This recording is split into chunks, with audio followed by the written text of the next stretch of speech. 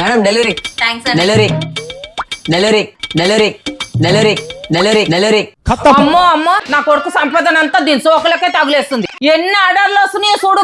కవి రావే.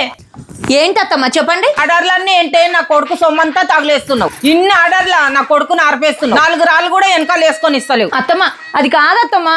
అది కాదేంటే అది కాదు. ఆ ఆర్డర్లు ఏంటి, ఆ ఖర్చులేంటి? అసలు ఒక అత్తగారు భయం లేదు, ఒక మొగను భయం లేదు. నీతోని ఏం చేయాలన్నా కూడా అర్థమైతలేదు. అత్తమ్మా అయిపోయిందా మీ తిట్ల భాగవతం? ఆ వచ్చిన డెలివరీలు అన్ని నావి కావు. ఇంకెవరివే? మీ అల్లుడు సొమ్మంతా తినేసి మీ అల్లుడిని ఆర్పేసి 4 రాళ్ళు కూడా వెనకాల వేసుకోకుండా చేసిన మీ కూతురు సాయంత్రం వచ్చి తీసుకెళ్తాదంట మీ అమ్మాయి ఆర్డర్లన్నీ. అమ్మో అమ్మో నా కూతురికి ఎంత కష్టం వచ్చింది. ముచ్చడి పడి తెచ్చుకున్న చిన్న చిన్న ఆర్డర్లు కూడా అక్కడ పెట్టుకోలేకపోతుంది. అత్తతో మొగడుతో నా కూతురు ఎన్ని బాధలు పడుతుందో. అయ్యయ్యో దానికి ఇంకా ఏమేమి డెలివరీ కావాలనో మన ఇంటి దగ్గరనే పెట్టుకోమాను. దాని అత్తగారు మొగడు మంచోళ్ళు కాదు. ఏం చేస్తాం? కోడలు కొనుక్కుంటేనేమో కొడుకు ఆరిపోతాడంట. ఇదే కూతురు కొనుక్కుంటే మాత్రం అయ్యో పాపం చిన్న చిన్న వస్తువులు కూడా కొనుక్కునే స్వాతంత్రం లేక ఇక్కడ పెట్టుకుంటుందంట.